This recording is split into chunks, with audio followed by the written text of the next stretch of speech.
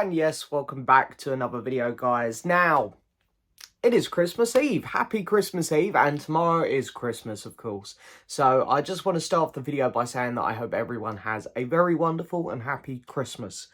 I wanted to do, I think I normally do my top 10 worst movies of the year first, but I thought, you know what, it's Christmas tomorrow, let's stay positive, let's all stay happy. So I'm going to do my top 10 best movies of the year first, and then we're going to move on into the worst ones after Christmas. Now, before we get started, I haven't seen every movie. There's a couple films that I really want to see, which I hear are pretty good, and I just haven't got around to watching them yet, or they're not out in the UK, or blah, blah, blah, blah, blah. So this is just my personal opinion. There's going to be some films which aren't on here if you're from the UK like me. Things like Babylon, The Fabelmans, Puss in Boots, The Last Wish. These were all excellent movies, but in America they come out last year, and I didn't want to confuse people by doing just my UK list. However, if you follow me on Letterboxd, I do put them in UK release order. So yeah, also, we're going to do a couple honourable mentions here. So I'm going to give a shout out to Barbie first. Barbie was fantastic. It was so much fun. I love the whole meta feel to it. The humour was actually a lot smarter than some people giving it credit for. And Ryan Gosling was just perfect in this film. Talk to Me, the Raka Raka brothers. I used to watch these guys on YouTube. I can't believe they made a film. And they made a film that was this good. It's one of the best horrors we've had recent years. Mission Impossible, it was a little step down from the previous two, in my opinion. Or maybe previous one. It wasn't as good as Fallout, there's no doubt in my mind. But this was still thoroughly entertaining. It's some of the best action you're going to see all year. I feel a bit weird talking about this one, but Saltburn. This film was really good, and I genuinely think it would have easily been a top 5 for me if it just hadn't gone a bit too weird in some scenes for me. And I know some people are going to say, but that's what makes this movie, but it just went a bit too weird. And finally, Teenage Mutant Ninja Turtles Mutant Mayhem. I'm not a big Teenage Mutant Ninja Turtles fan, I'll be honest. The 90s film, it is what it is. It's a product of its time. I hated the Michael Bay produced ones. Yeah, I didn't really grow up with them. It's not my thing. But this is without a doubt the best Teenage Mutant Ninja Turtles I've seen recently. This film was it was really fantastic. The animation style and the humour was all great. So yeah, deserves a mention. Anyway, here we go. We're going to crack on with the top 10 here. Coming in 10th place is going to be a pretty small film that went straight to Netflix quite early on in the year as well, and that is Riot Lane. It's a very simple film. It's very short as well, so if you've got an hour and 20 minutes that you want to kill, this is such a good one. It's just this kind of, it's about these two characters who sort of are trying to get back into their relationships, get back at their previous partners, and end up sort of coming together themselves. We've all seen this done before, but this film puts a very unique twist on it. There's some musical scenes which are just fantastic, conveyed through the genre of rap music. And with that, you get this whole energy to this film, which I don't think I've ever seen before. And I feel like it's so hard for films to be unique nowadays. But this one is definitely one of them. Everything from the cinematography and the colour palette to this film, it's all very bright. And it's nice to see this because it's very much showing you... it's set in... I forget where it's set in London, but it's one of the... It's not central London, it's nowhere like that. And normally London's conveyed as quite a dark, grim place, I think. Or outside the central touristy parts. And here it's nice to see this colourful, bright twist on it. And there's some really funny moments. I think the characters are just great, and the ending of the film is fantastic. It's a really unique film and one of the best of the year. Coming in 9th place, this one only just come out. I watched it 2 days ago, and that is Maestro, Bradley Cooper's new movie. Yeah, I've been waiting for this man to do another movie where he directs for a while now, because I really loved A Star Is Born. I thought his take on that story was just fantastic. Not only is Bradley Cooper just a fantastic actor, which we already know, seeing him go into the director's chair in A Star Is Born was really interesting, and you really got to see this creative side to him. And now seeing him do it again, and it's just unbelievable. Some of the shots in this, some of the lingering shots which he tries to do in this, which he didn't do in A Star Is Born. He's showing a completely different style almost here, which I really, really appreciated.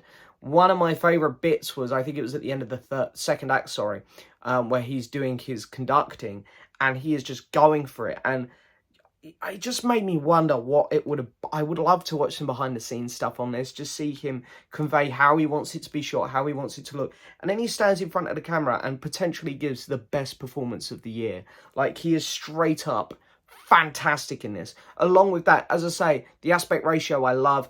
I love the cinematography in this one. It is a gorgeous film. It is just beautiful to look at. And the music, it's about a composer, so you sort of expect the music to be good, but it obviously is. It's really, really good stuff. Yeah, really, really fantastic film here. Then we're going to go a complete left turn, and we're going to go to a bit of a silly slapstick kind of comedy here.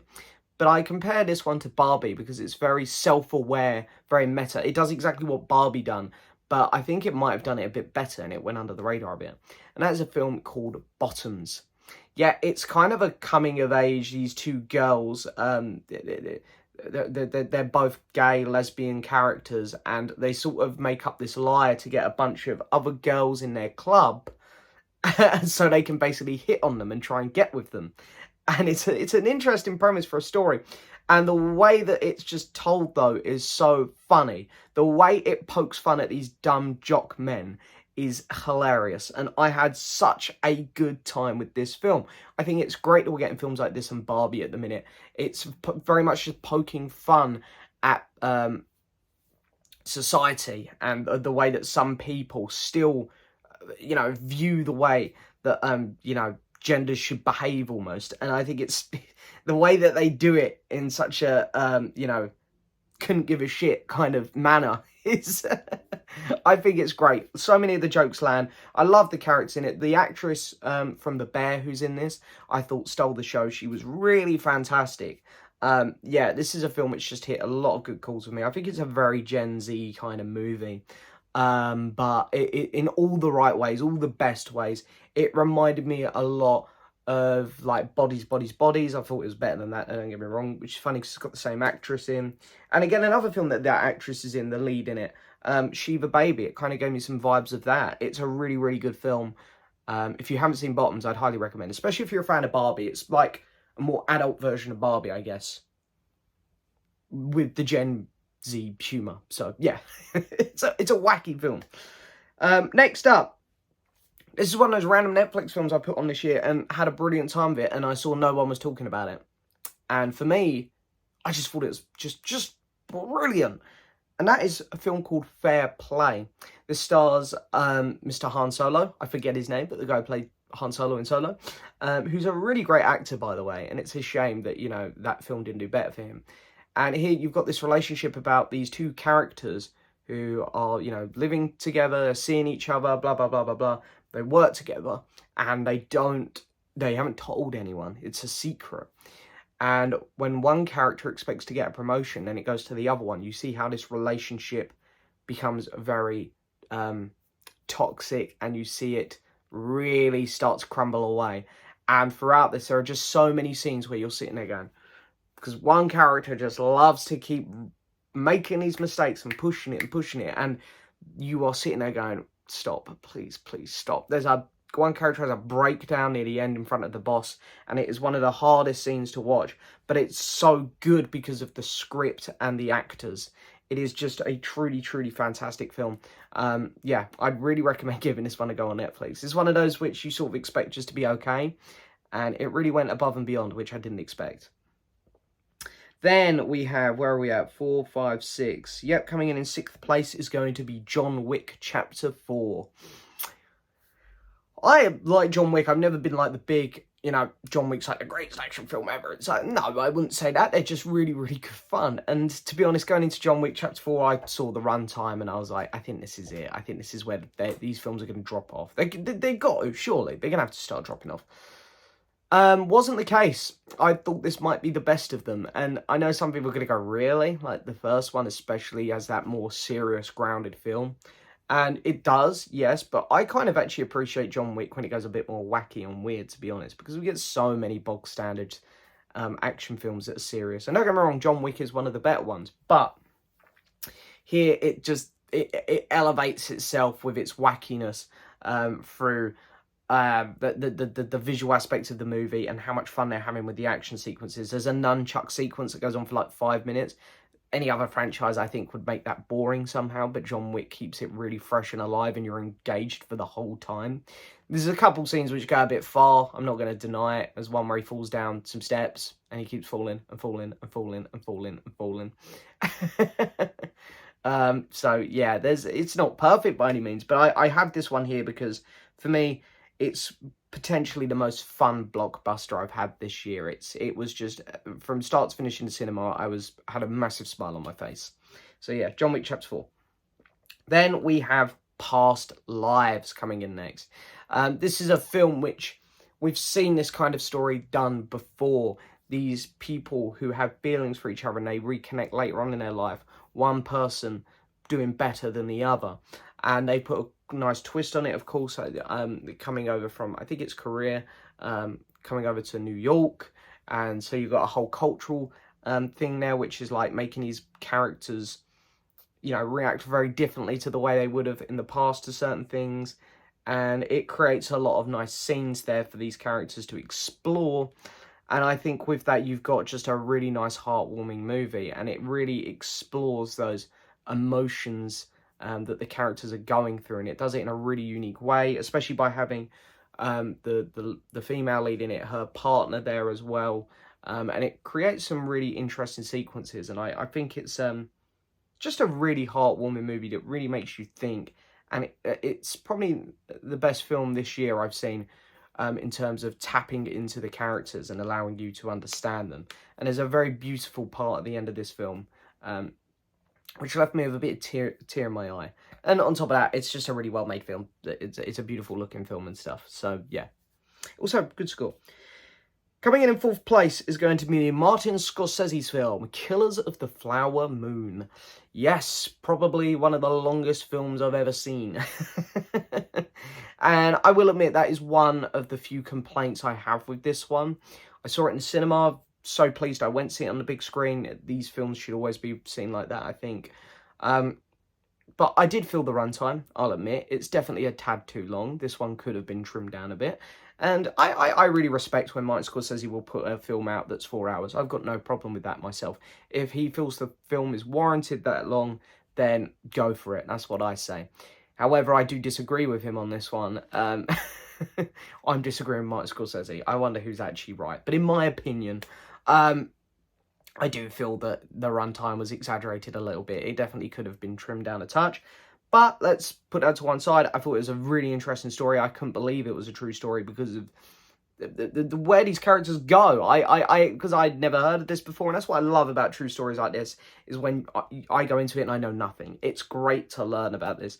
And the characters are just so intriguing, I think is a good way. Where they're going, why they're doing it, how far they're willing to go.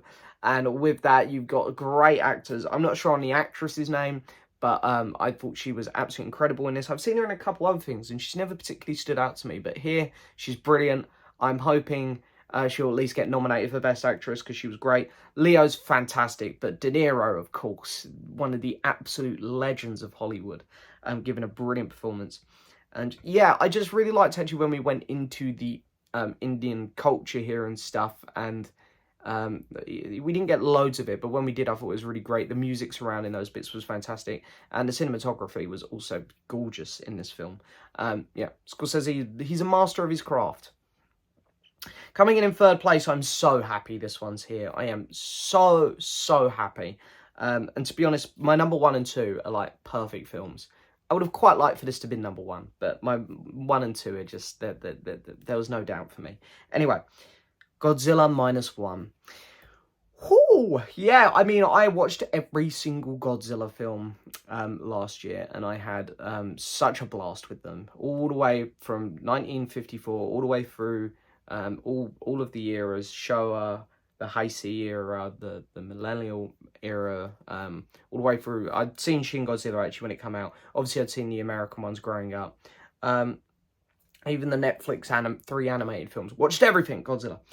And for me, I know it's going to annoy a lot of people, but I always connected with the Gareth Edwards one, because when he popped up in that, it was like a force to be reckoned with. It felt quite realistic, which I always liked. But I also really love the original 1954 one. I think that's just a classic piece of cinema history. Did I think that I would see another Godzilla film that would top those two? No, but this is my favourite Godzilla film now, I can happily say. Godzilla, first off, I want to say the budget for this one, the fact that they managed to make it look this good is insane. It's so unbelievable. Godzilla looks fantastic. There is a sequence in this film at some point where we get Godzilla walking through a city and destroying everything in his path. And I will tell you now that it is one of the best scenes I have seen, not only this year, but ever in cinema. I was sitting there with my jaw wide open watching this. It was fantastic. And honestly, I can count out of the 30-something Godzilla films I've seen, I can count on one hand the amount of times I've cared about the human characters. And I know that it isn't about that Godzilla, but I still think for a film to really, really be that engaging, you should definitely have that. These are the best human characters a Godzilla film has ever had. You really, really do care about them. And there feels like there's layers to them as well. They're not just walking expositions to go, there's the big monster, we're going to kill it this way. You actually get a side to them where you really connect and really understand their struggles. And yeah, it's just Godzilla himself just looks amazing. Whenever he's on screen, it's so cool. And the ending was great. The music's fantastic as well. The music, great score. I love the throwbacks to the original theme. Gets me so hyped every time they play that theme tune. Godzilla Minus One, incredible film. Now, 1 and 2, I might regret this later. I didn't know how to rank them. Honestly, they're both number 1 for me. I can't choose between these two films, to be honest. They're both perfect, I think. I wouldn't change a thing about either of these films. What way am I going to go? I'm going to go like this. I'm going to go number 2, Oppenheimer. Christopher Nolan, yeah. I really wasn't a big fan on Tenet, and I was starting to think to myself, is Nolan done? Is this it? Is he sort of now just going to fade away and start putting out overly complicated films which are just going to annoy me more than anything? No, not for 1 second is that the case, because he's put out here potentially his best. You know, for me, it's I've really struggled to put it over Interstellar. I'm such a huge fan of that movie and I rewatch it so much. But this is right up there. This is incredible. The thing that I love about this film is the editing. It is the fastest moving film you'll see this year somehow. The exposition doesn't stop. The score feels like it doesn't stop. It's always building. And it gets to, obviously, the nuclear part of the where they do the test, and the film all of a sudden just erupts. And then it picks straight back up. And the fact that they managed to do that in the movie is just, the editing is incredible. And I think along with that, you've got to appreciate the score that comes with it. The film is just masterful filmmaking. The sound mixing, I said I didn't have any problems. The sound mixing might be the only thing. Nolan is notorious for not having the best sound mixing. However, it was definitely a step up over Tenet. The acting in this is just perfect. I think Cillian Murphy and Robert Downey Jr. should both 100% be getting recognition for this at the Oscars. They were both incredible. Visually, obviously, the movie looks fantastic. Yeah, it's an incredibly heartbreaking film as well. The ending is truly scary. It's a very frightening film at the end, but great movie. Number 1, I'm going to go with Across the Spider-Verse. Yeah, comic book film, number 1. Look, the reason I've put it above Oppenheimer, and really, honestly, they're both like this. They are both perfect films, in my opinion. The only reason I've gone with this one, number 1, is because the animation style, it is just... it baffles me to think about how long this takes, the effort that the companies have to go through to make this. I feel sorry for them, because I know a lot of stuff come out after that they're being worked into the ground. But, you know, the film does look... Oh, I'm not justifying it by any means here. But the film does just look unbelievable. Like, the animation is just gorgeous. And I love how every multiverse they go into has a different style to it. The story is just really, really great. The cliffhanger ending, I loved. I've rewatched this film a couple times now, and it really does have a great rewatchability factor to it. I think this is not only the best Spider-Man movie, the best Marvel film, but probably my favourite comic book film. And the funny thing is, my second favourite for all of those is probably the first film as well. I think so far they're both just perfect. And I'm really hoping they can pull the third one off, because if they can, that's a contender for the greatest trilogy ever right there. Which is shocking that it belongs to Spider-Man. That ain't a dig at Spider-Man, it's just crazy that we're in this oversaturated genre at the minute, because there is no doubt superhero films are becoming very tiresome.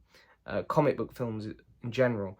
And so this film just sort of come out of nowhere, and it was like, yeah, this genre is very much alive when it wants to be. But yeah, great film. So Spider-Verse and Oppenheimer. You can take them both as number one if you want. I've put them in that order for now. But yeah, guys, there we go. Thank you so much for watching. We'll be back after Christmas for the top 10 worst, which is always fun. Blu-ray collection. And finally, I'll be announcing the updates coming through to the channel in the new year, January 1st. Very, very, very excited. Very excited. We're gonna try and bring some life back into everything. Anyway, guys, thank you so much for watching. Have a fantastic Christmas. Eat lots of food, drink lots of drink, watch lots of movies. Do what you gotta do. Have a great Christmas, everybody. Thank you so much for watching, and as always, I'll see you next time for another video. Bye-bye.